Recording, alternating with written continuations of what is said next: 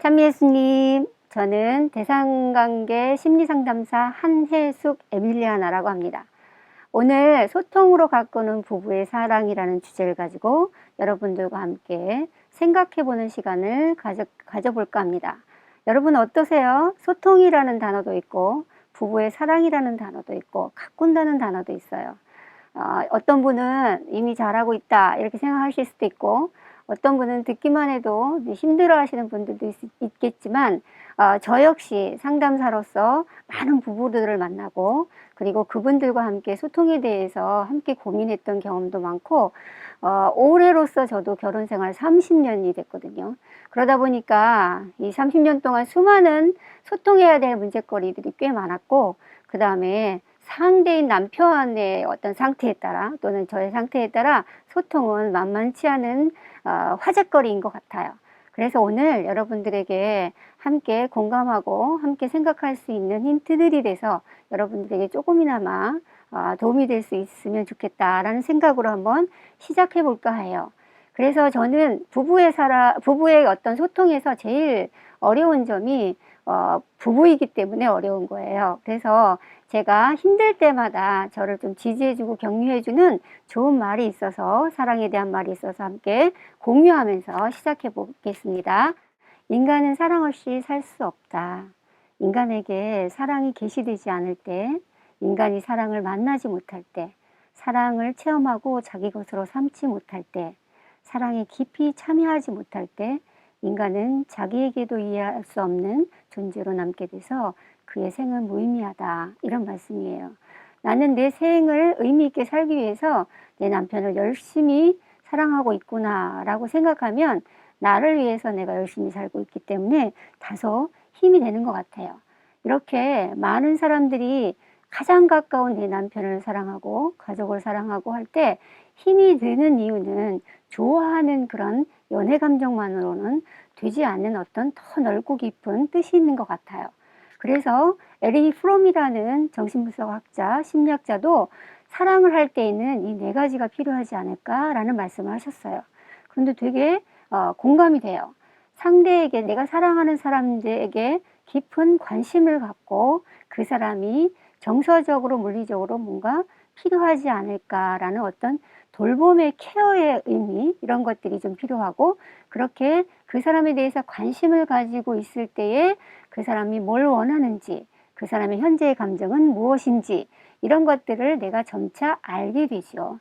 그런 암이 있고 그 다음에 그거에 대한 지식이 있으면 그 사람에 대한 이해가 있기 때문에 그 사람이 뭘 필요로 하는지, 또는 그 사람에 대해서 내가 어떻게 반응해야 되는지를 뭐 자연스럽게, 사랑이 많은 사람은 자연스럽게 할 수 있지만 사랑이 좀 부족해도, 좀 힘들어도 기꺼이 내가 그거에 대해서 책임을 지고 그 사람에게 그 욕구를 충족해 줄 수 있는 힘을 갖게 된다는 거예요. 그래서 만약에 그렇게 알미 없이, 지식이 없이 내가 무조건 돌봐주고 무조건 뭔가 욕구를 채워준다면 맹목적이기 때문에 인간은 참는 데 한도가 있다라는 그 유한의 그 어떤 그 차이가 있지, 언젠가는 나 더 이상 못해 이렇게 나가 떨어지는 경우가 맞는 걸 저는 상담하면서도 목격을 하게 돼요.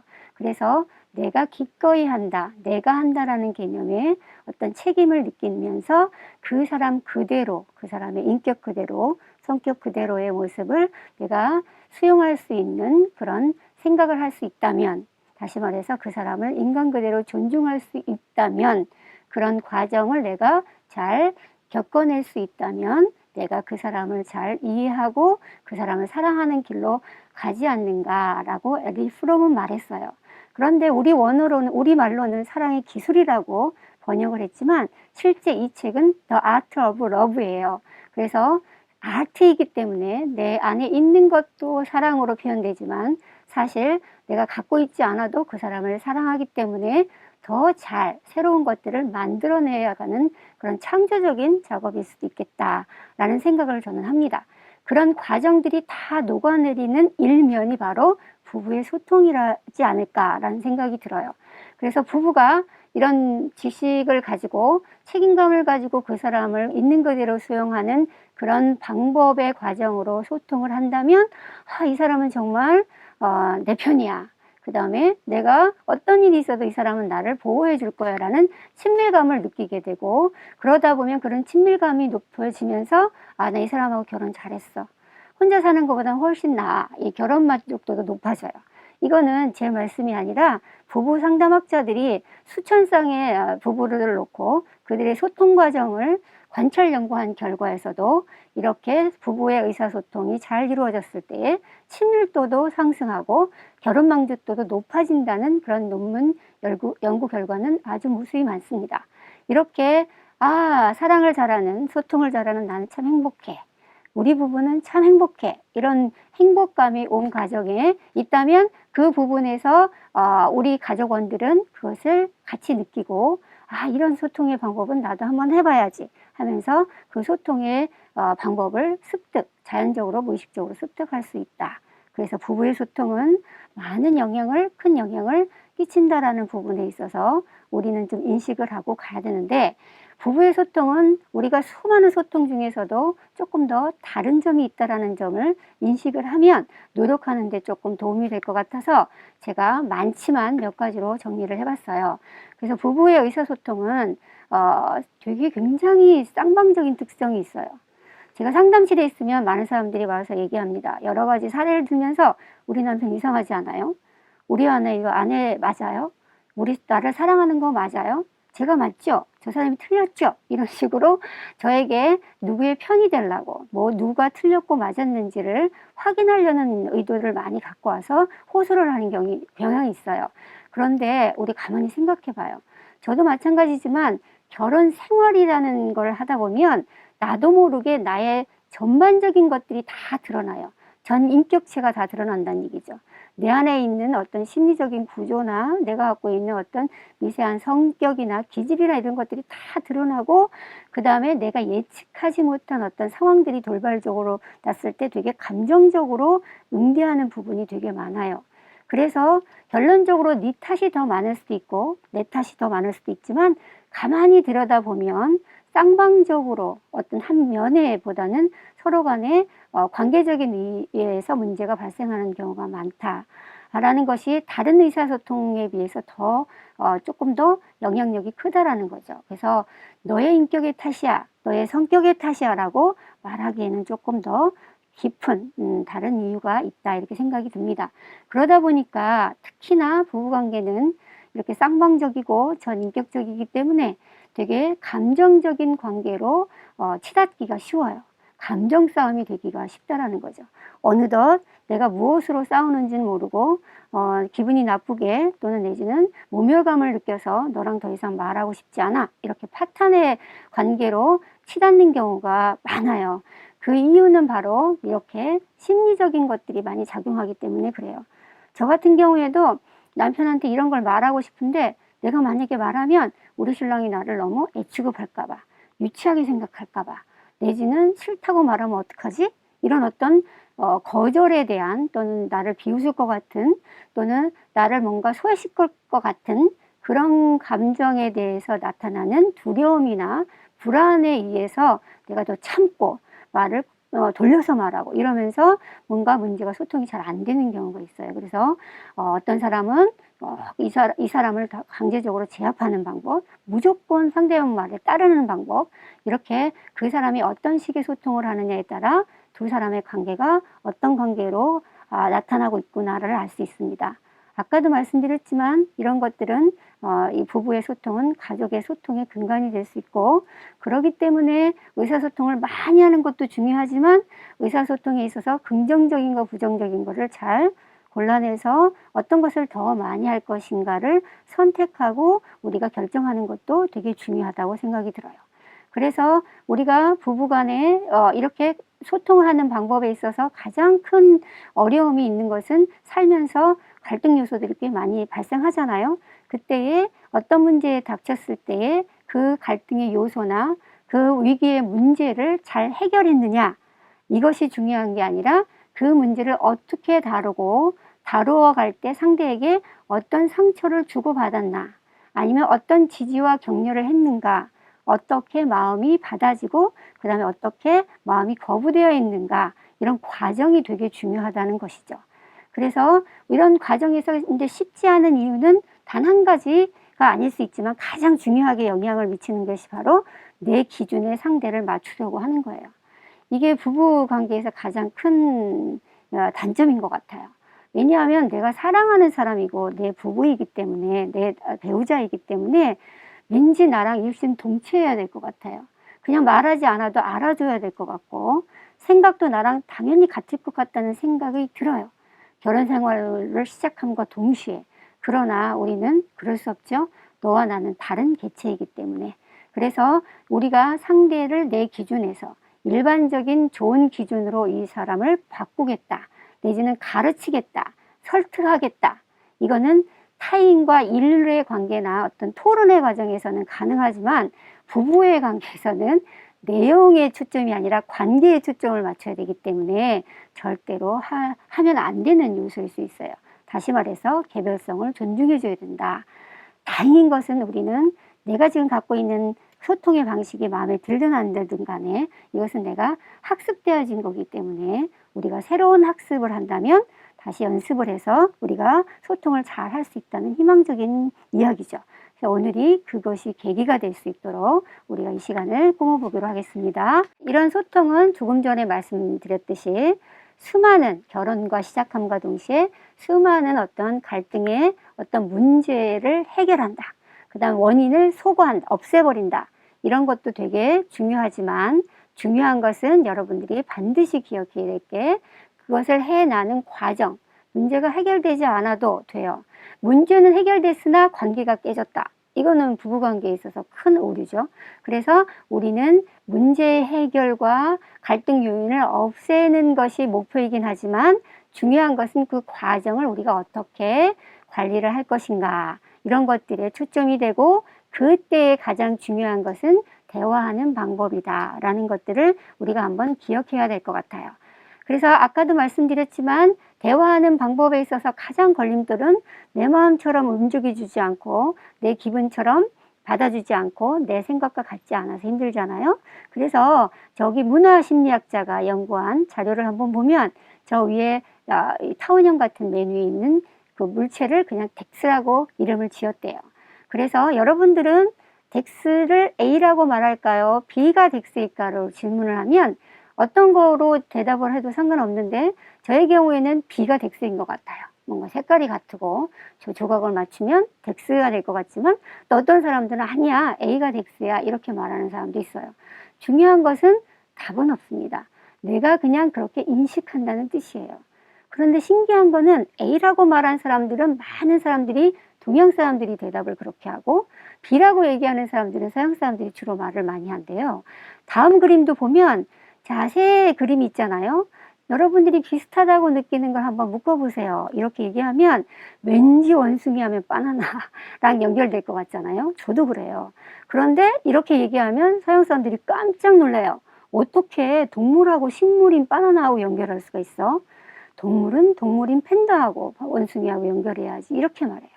이거는 그 사람들이 어떤 문화 환경에서 경험했느냐의 차이이지 이게 답이다, 틀리다 그렇게 말하면 안 된다는 건 아니에요.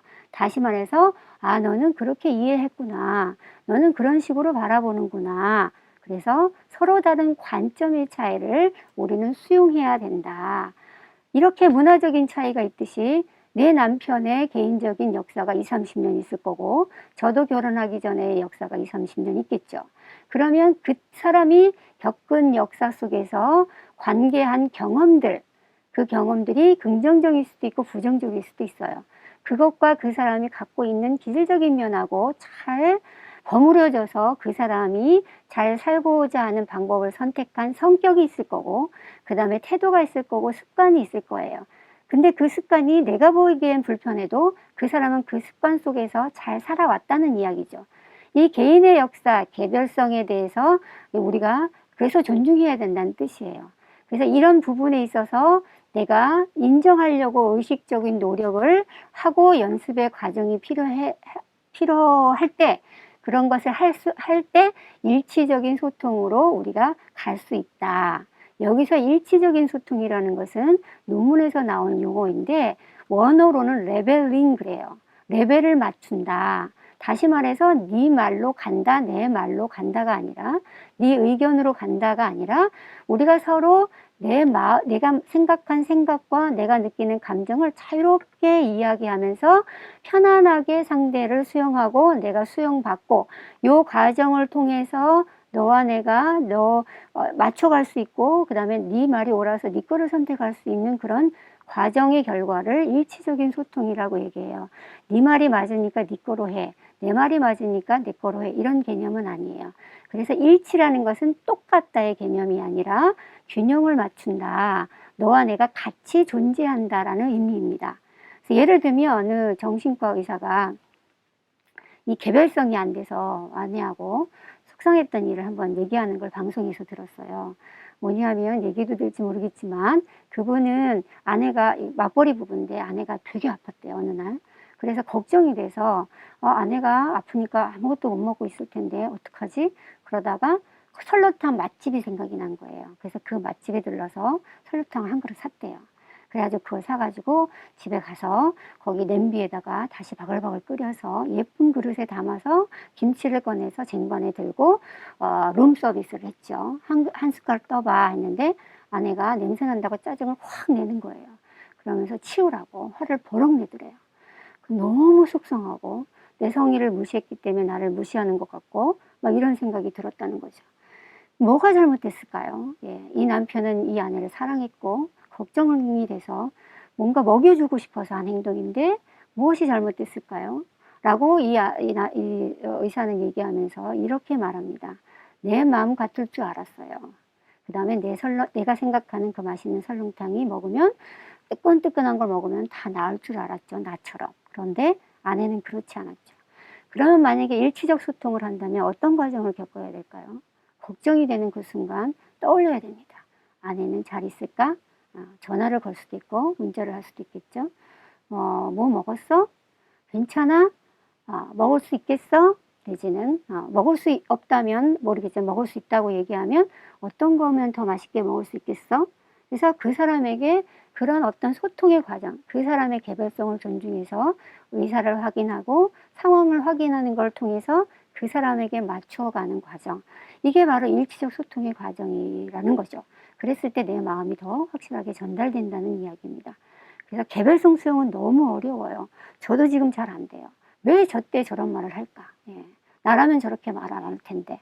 이런 생각이 들 때가 있는데 우리는 의식적으로 이런 부분을 한번 고민해 봐야 된다라는 생각을 합니다.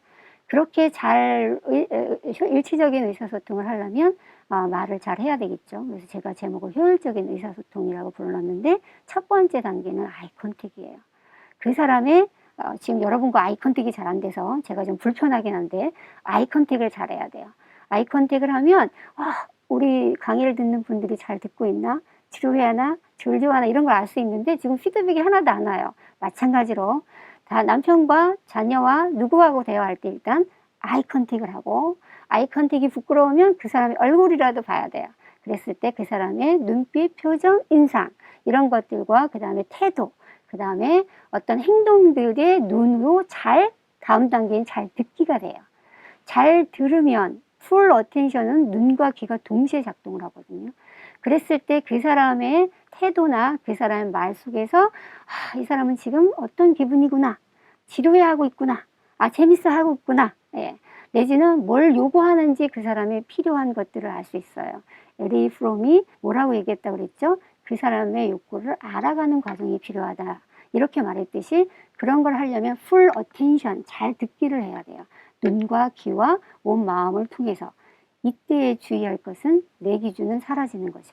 그래서 그 사람에게 적합한 언어적인 거 또는 손만 잡아주는 비언어적인 것의 표현으로 그 사람에게 잘 말하면 된다라는 거죠. 이게 굉장히 효율적인 의사소통이에요. 내 마음을 잘 전달됐을 때 효율성이 있어요. 아까 그 의사처럼 내 마음은 아내를 걱정하는 마음이었는데 반대로 돌아왔잖아요. 이건 비효율적이라고 할 수 있어요. 그 이유는 풀 어텐션이 안 됐기 때문에. 그래서 여러분들은 아이 컨택으로 출발해서 잘 말하기를 해야 되는데 쉽지가 않죠. 그래서 좀 더 풀 어텐션에 대해서 이야기를 해볼까 합니다. 자, 아이 컨택이 잘 됐어요. 그래서 그 사람의 얼굴과 표정을 다 보고 그 사람의 말소리까지 잘 듣는다라는 거에서 가장 중요한 포인트는 개별성 수용이에요. 내가 저 말 뒤에는 내가 이 말을 해줘야지. 저 기분은 아니라고 말해줘야지. 이런 식으로 내가 감정을 해석하고 내 기준에서 어떤 것을 하거나 왜 저럴 때 내가처럼 생각 못하지? 라고 나의 일치를 요구하는 것은 no! 안 되고 그 사람 그대로를 받아줘야 돼요. 그래서 그대로 받아들여 준다는 것은 수용적 반응을 해주면 더 그 사람이 내 말을 잘 듣고 있구나를 알 수 있어요. 그랬겠네. 내지는 그냥 그 말이 안 나오면 그런 말을 할 수 없다. 그러면 끄덕끄덕만 할 수도 있고 그 다음에 그 마음이 느껴지면 화가 나겠다. 이런 식으로 그 마음을 같이 느껴주는 거. 그 사람의 입장이 되어서 느껴주는 게 공감이에요. 나도 화난다. 이렇게 동감이 아니라 공감이 될 수 있도록. 그렇게 풀 어텐션이 됐을 때에 우리는 그 사람이 잘 들어주고 이 사람이 내 말을 잘 들어주네 라는 느낌이 왔을 때 더 말을 많이 하게 되고 더 기분을 잘 이야기하게 돼요. 그러면 말하는 사람은 자기가 왜 그랬는지를 파악하게 되고 듣는 사람은 그 사람을 충분히 이해하기 때문에 그 다음 단계에 말하기가 너무 잘 돼요. 그러니까 중요한 건 잘 듣기가 중요한 것 같아요. 그래서 우리는 소통을 할 때에 입을 많이 활용하는 것보단 귀와 눈을 많이 활용하는 것이 손해를 안 보는 일이다라고 말할 정도로 듣는 게 가장 중요하고 그랬을 때 어떤 단어가 떠오르지 않으면 그냥 모양으로만 해도 돼요. 괜히 말을 잘못했다가 내 의도하고 다를 수도 있기 때문에 그렇게 뭔가 대화가 잘 되면 감동을 하고 마음이 동해서 내 마음까지 노출할 수가 있어요. 나도 그랬는데 내지는 당신이 어떤 그런 면에서 나도 그런 경험을 했다면 그렇게 할 수 있을 것 같아. 나도 옛날에 그런 힘든 일이 있었어. 이러면서 뭔가 융합되고 일치되는 그러니까 하나가 되는 느낌을 받게 돼요. 그러면 우리는 잘 소통을 했다 이렇게 얘기할 수 있죠. 그래서 잘 말하기에는 좋은 말만 하는 게 아니라 어떨 땐 때로는 내가 이해받고 싶을 때도 있어요. 그래서 제가 그런 부분은 조금 이따가 다시 한번 말씀을 드릴까 합니다. 잘 말하기에서. 잘 말하기를 보면 제가 말씀드렸듯이 스킨십, 꼭 말이 필요 없을 수 있죠. 저는 신랑하고 긍정적인 메시지를 할 때 그냥 별로 할 말도 없고 너무 우리 말이가 없다 싶으면 가서 그냥 머리를 막 쓰다듬어 줄 때가 있어요. 처음엔 기분 나빠하더니 요새는 안 그래요. 한 30년 연습을 하더니 이제 익숙해졌나 봐요. 그 다음에 어떨 때는 손을 꽉 잡아줄 때도 있어요. 이렇게 우리는 너 옆에 내가 있다를 느끼게 할 때 저는 그런 의미였거든요. 그럴 때 꼭 말을 하지 않아도 스킨십으로 할 수도 있고 그 다음에 가장 말하기에서 제일 중요한 거는 너는 너의 말이나 너의 그런 생각을 나는 받아들일 수 있어. 이게 수용 표현인데 중요한 것이 감정 수용도 중요해요. 너 많이 힘들었겠구나. 요새 경기도 어렵고 그런데 고민이 참 많은 걸 보니 내 마음도 좀 속상하고 답답하구나. 이런 식으로 공감을 해줄 수도 있지만 네가 그때 그래서 참 힘들었겠구나. 이것도 그냥 내 마음하고 다르게 네 마음을 그냥 그대로 인정이 된다. 비판하지 않는다. 이런 의미예요.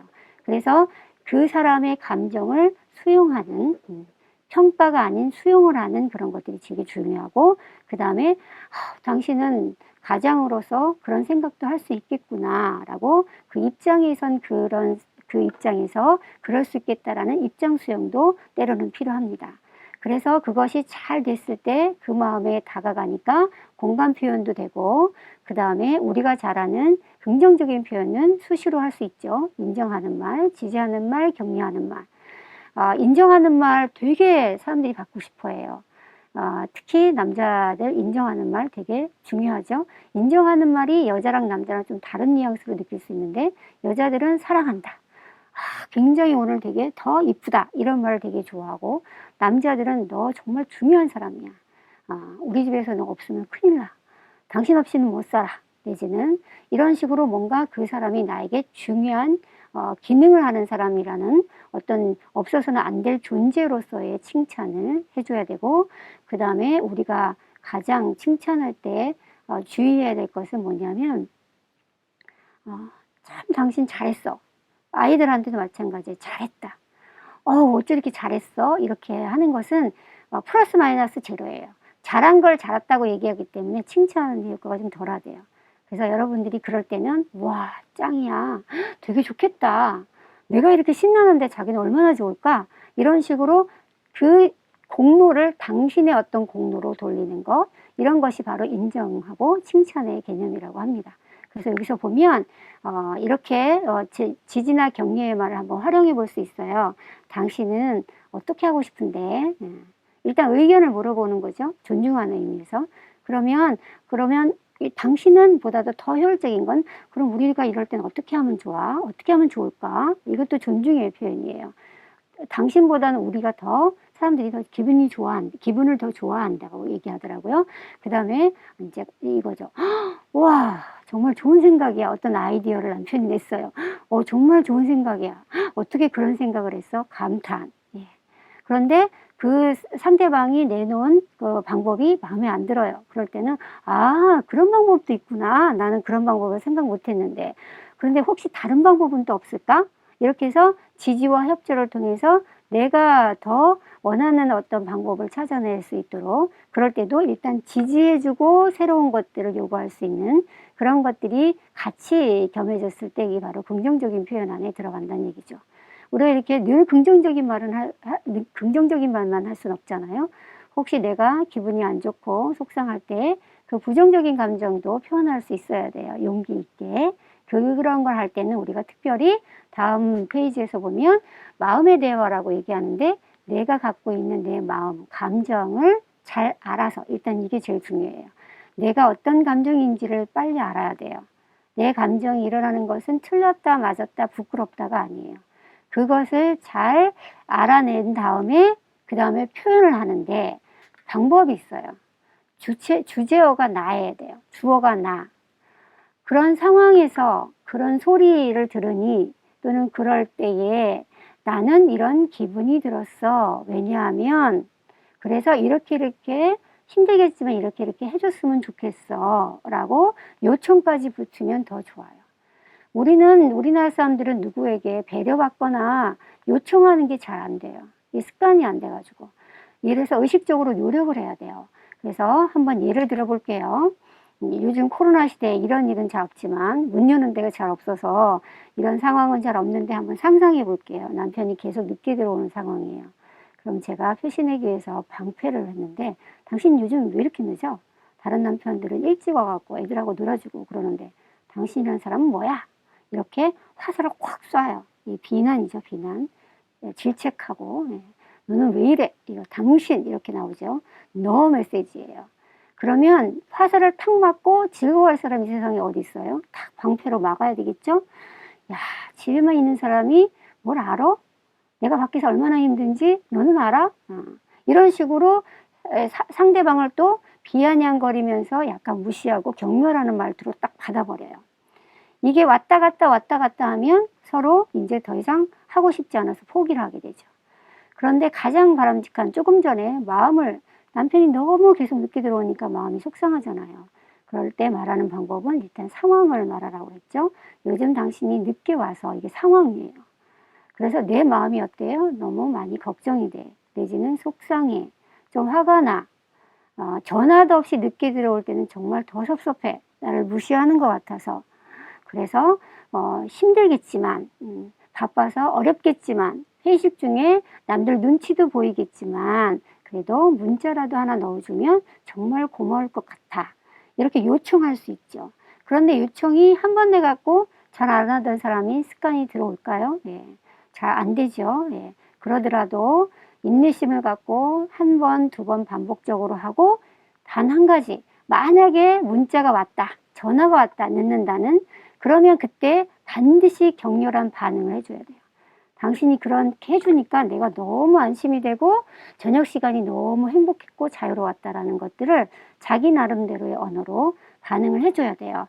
그래야 노력해서 문자를 주고 전화 준 남편이 보상을 받는 거죠.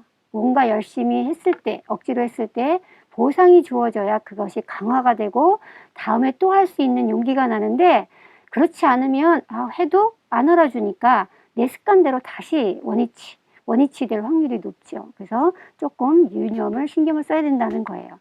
그래서 우리가 아까 비난하고 방어하고 이런 식으로 뭔가 화살 쏘고 나는 괜찮아 라는 것들이 많이 되면 우리는 서로 마음의 상처를 막 격렬하게 감정 싸움이 될 수가 있어요. 부부는 특히.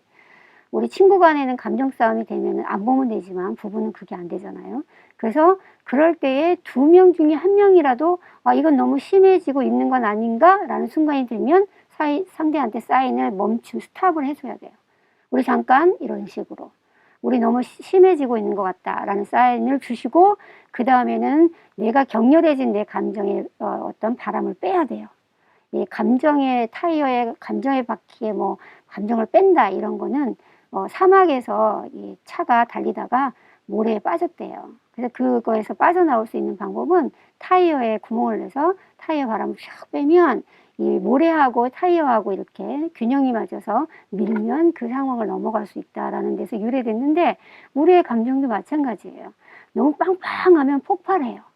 그래서 그때는 서서히 내가 나를 기다리고 상대를 기다리면서 뭘 해야 되느냐면 내 감정이 무엇인지 내가 왜 이렇게 격해졌는지에 대해서 서서히 생각하면서 바람을 좀 식혀줘야 돼요.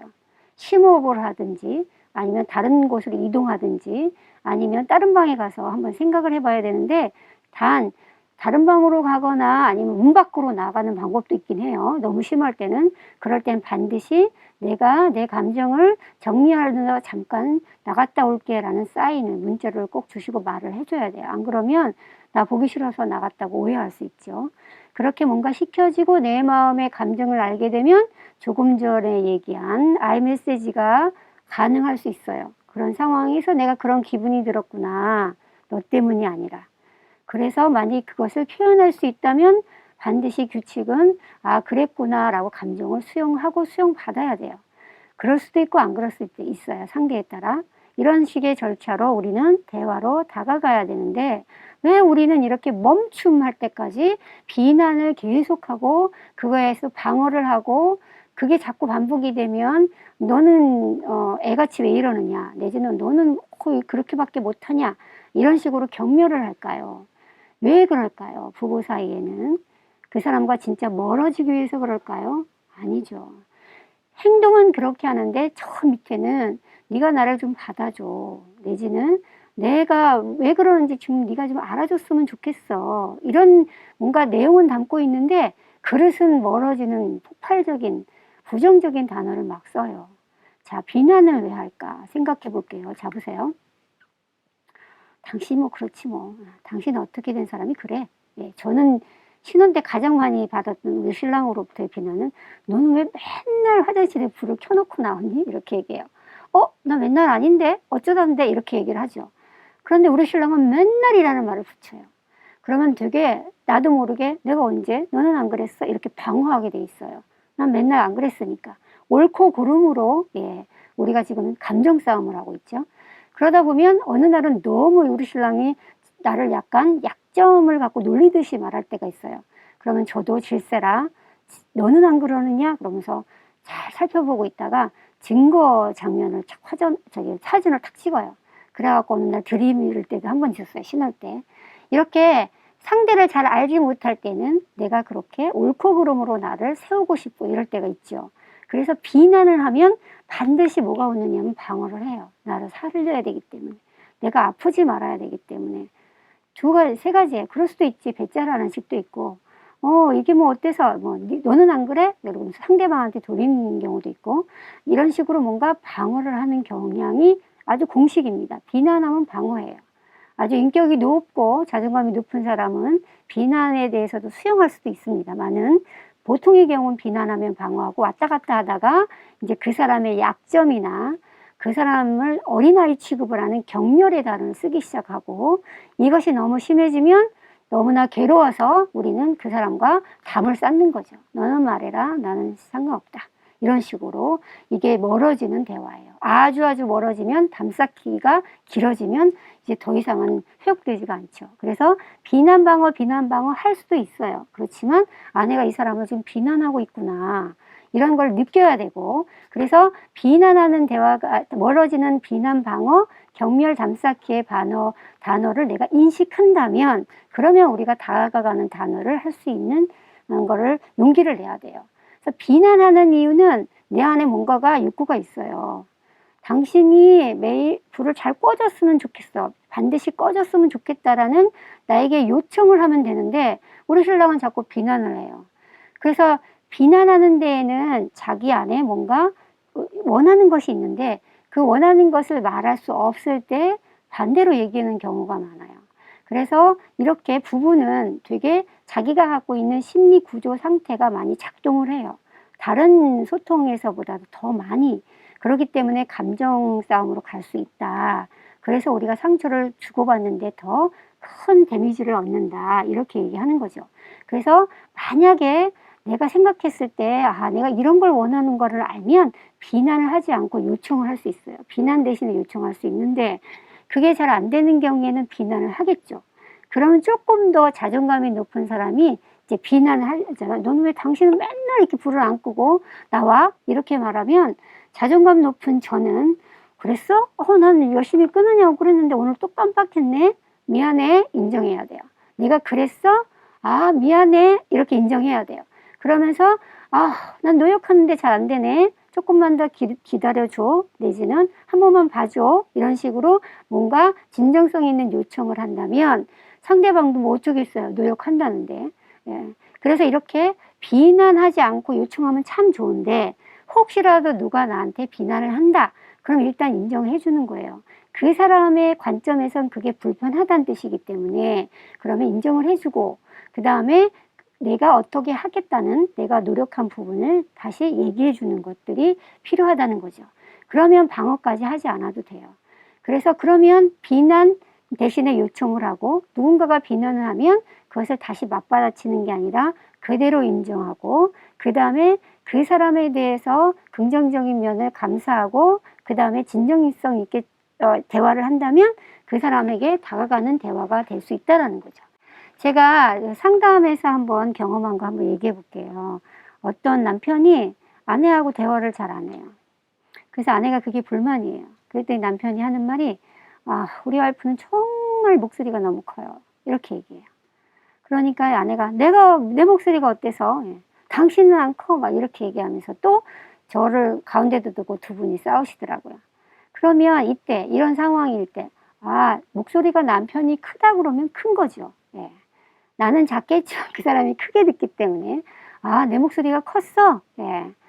내가 조금 더 부드럽게 한번 말해볼게. 작게 말해볼게. 한 번에 안 되는데 여러 번 자기신이 꼭 기다려줘야 돼. 이런 식으로 말할 수도 있어요. 저도 이런 경험이 있어요. 우리 신랑은 불안하면 목소리가 커지고 꼭 야단치는 것 같은 느낌으로 말할 때가 있어요. 그래서 제가 많이 쫄아요. 예. 전문 용어로 쫀단 말이죠. 두려워서. 그래서 혼나는 느낌이 들 때 제가 말을 못해요. 위축돼서. 그래서 어느 날 제가 얘기를 했죠. 당신이 그렇게 큰 소리로 빨리 말하면 내가 너무나 힘들다. 이런 걸 말할 때 당신은 왜 그래가 아니라 큰 소리로 나한테 얘기를 하면 굉장히 나를 야단치는 것 같은 느낌이 들어서 내가 너무 무서워. 무서워서 당신이 무슨 말 하는지가 잘 들리지 않고 빨리 도망가고 싶어. 이렇게 얘기했어요. 그랬더니 우리 신랑이 깜짝 놀라더라고요. 자기가 큰 소리로 말했는지도 몰라요. 이렇게 우리는 그 사람이 갖고 있는 특성에 의해서 나타나는 거지, 나한테 어떻게 해코지하기 위해서 또는 배우자한테 어떻게 싫은 마음을 이렇게 일부러 그러는 경우는 없다라는 거죠. 왜냐하면 부부가 됐기 때문에. 그래서 내가 그 사람의 어떤 불편한 것이 느껴졌을 때에는 상황을 얘기하고 그 상황에서 느껴지는 나의 느낌을 잘 얘기해서 뭘 해야 된다? 요청을 잘 해줘야 돼요. 요청했을 때 그 상대가 바로 고쳐주지 않을 때는 어떻게 한다? 재요청을 하고, 어쩌다 그렇게 해주면 어떻게 한다? 극렬하게 반응해주고 고마워해주고 그거에 대해서 내가 얼마나 행복한지를 전달해주면 그 남편은, 그 아내는 그 상대가 행복하다고 하기 때문에 의식적으로 그런 방법을 채택할 확률이 100% 만점에서 99는 그렇게 돼요. 왜냐하면 부부니까. 여러분들이 다가가는 대화 한번 생각해 보세요.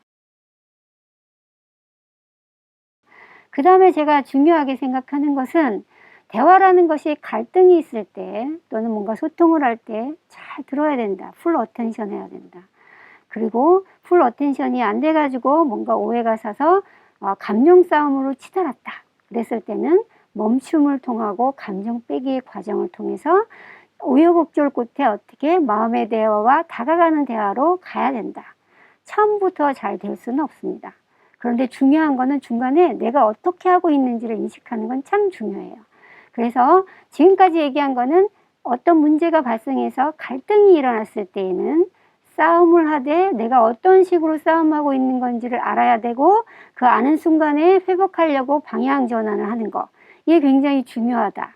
그러려면 평상시에 대화하는 연습을 조금 내가 공부하고 연습을 해야 된다. 그래도 우리는 인간인지라 잘 안 될 때가 있어요. 그래서 마음이 격하고 아무리 감정 빼기를 하려고 해도 잘 안 돼. 누구한테 위로를 받아야 되겠어. 그러면 제3자한테 위로를 받을 수도 있지만 저의 경우에는 하나님을 사랑하는 사람으로서 저는 기도를 해요. 내가 왜 그때 그런 마음일까요? 왜 나는 이렇게 해야만 된다고 생각을 할까요? 이런 식으로 하나님하고의 독대를 하죠. 그러면 내 마음의 푸념을 좀 하다 보면 뭔가 충분히 내 마음이 어떤 건지가 들릴 때가 있어요. 하나님의 목소리로 들린 적은 없지만 하여간 들려요.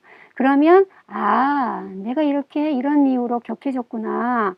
이런 이상한 신념 때문에 내가 우리 신랑을 꺾어보겠다고 오기를 부렸구나라는 것들이 느껴지더라고요. 그래서 기도는 참 저에게는 소중한 선물인 것 같아요. 삶 속에서. 이렇게 우리는 갈등을 잘 관리해야지만 소통이 일치하는 쪽으로 간다라는 것들을 제가 강조를 했는데 그보다 더 중요한 건 친밀감을 쌓는 거예요. 평상시에 긍정적인 정서를 많이 나누어야 돼요. 큰 이벤트, 화려한 어떤 명품 가방의 선물 이런 것들보다는 작지만 자주 할 수 있는 것들 뭐가 있을까? 우리 부부가 작으면서도 그렇기 때문에 쉽게 자주 할 수 있는 정서 쌓기는 뭐가 있을까? 이거는 각 가정마다 달라요. 어떤 우리 유명한 박사님 있잖아요. 최성애하고 조벽 박사님 부부잖아요. 그 두 분은 한날 강의에서 들었는데 그렇게 얘기하시더라고요. 아침에 먼저 일어나는 사람이 자고 있는 사람은 발을 주물러서 깨운대요.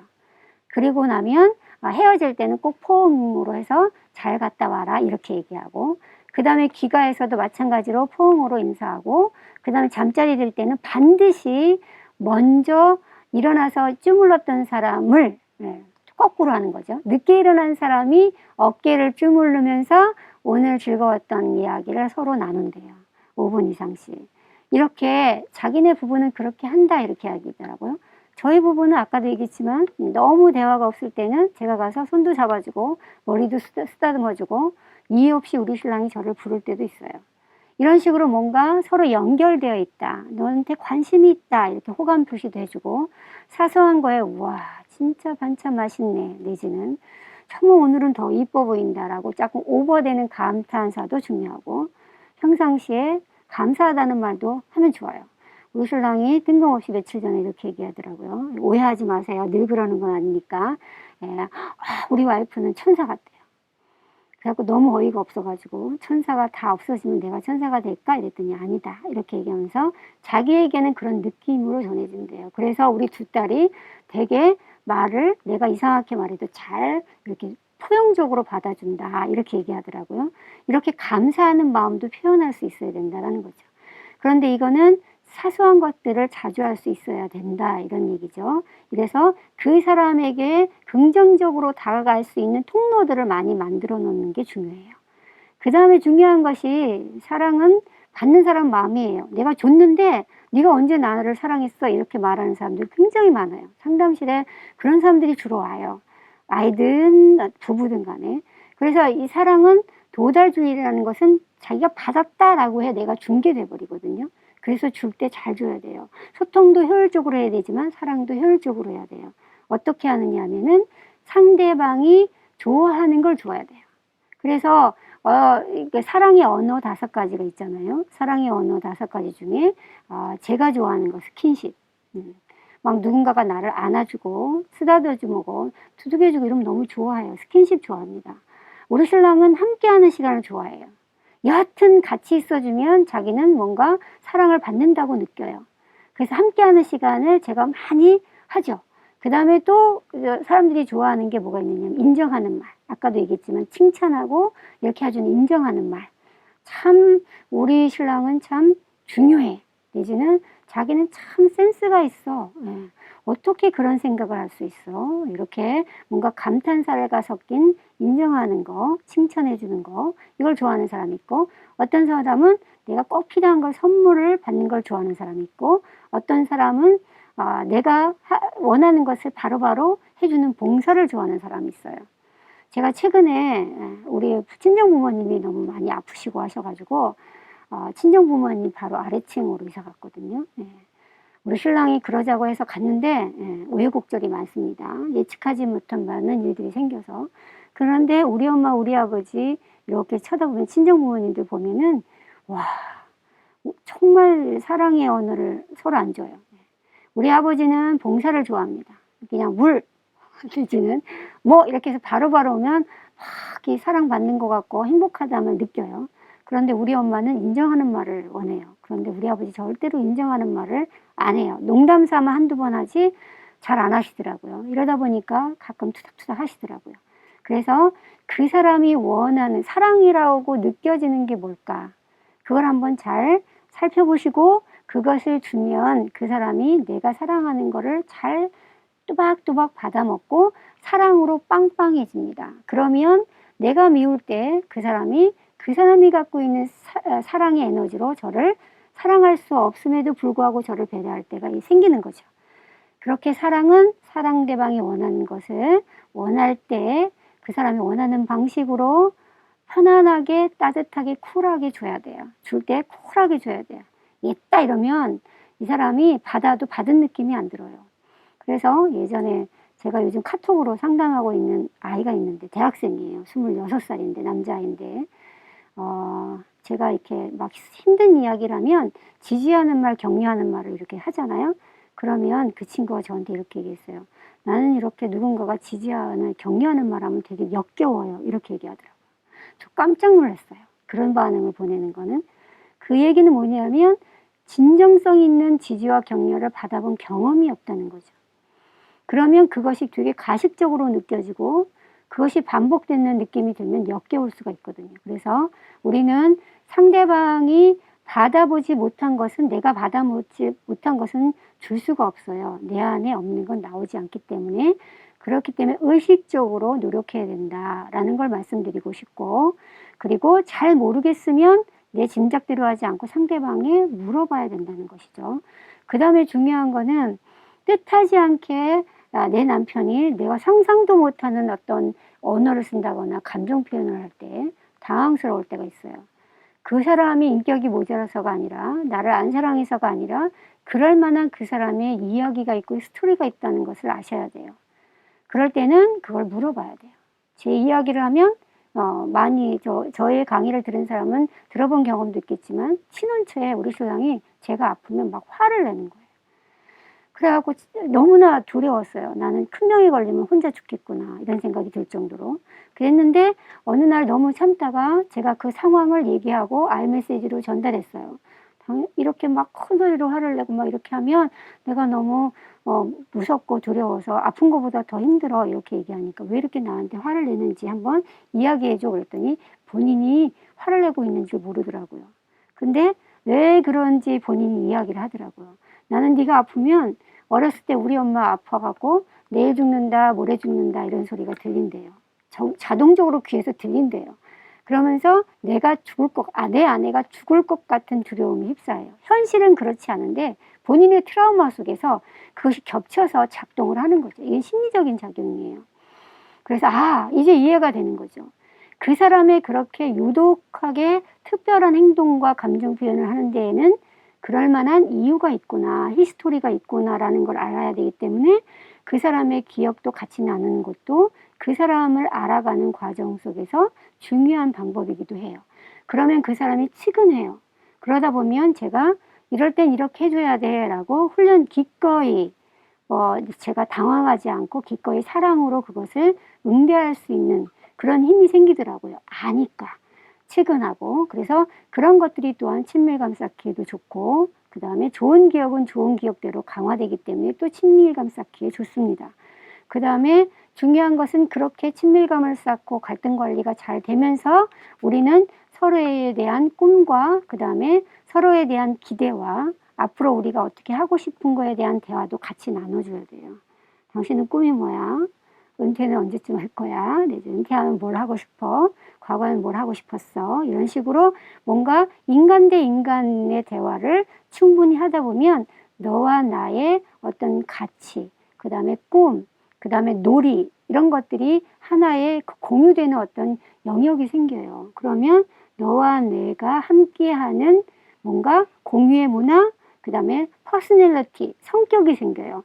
그 성격의 양이 많아지면 말하지 않아도 알아요라는 부분이 조금 더 확장될 수는 있지만 완전히 일치할 수는 없겠죠. 같아질 수는 없겠죠. 하지만 그것들이 커지면서 너와 나의 결혼 생활이 탄탄해지기 때문에 요즘같이 힘들 때도 잘 버텨낼 수 있고 서로를 격려할 수 있어요. 우리의 부부의 자긍심이 높기 때문에 우리가 쌓아놓은 어떤 친밀감이 든든하기 때문에 그래서 여러분들이 갈등 상황에 어떻게 관리하고 대화해야 되는지에 대해서 공부를 해야 되지만 평상시에 나의 좋은 마음, 긍정적인 마음을 어떻게 서로 잘 자주 전달할 것인가에 대해서도 생각을 한번 해봤으면 좋겠고 뜬금없이 무슨 꿈 이게 아니라 서로의 미래에 대해서도 지지하고 하는 게 좋아요. 이게 저 같은 나이쯤 되면 결혼 생활 30년, 40년 되면 나중에 꿈이 평상시에 얘기 안 하면 꿈이 달라서 조론하는 부부도 있잖아요. 그래서 우리가 평상시에 해놓는다라는 것이 중요하죠. 우리는 대화가 없어도 잘 지내는 것 같지만 아이들이 떠나면 그게 더 확 드러나요.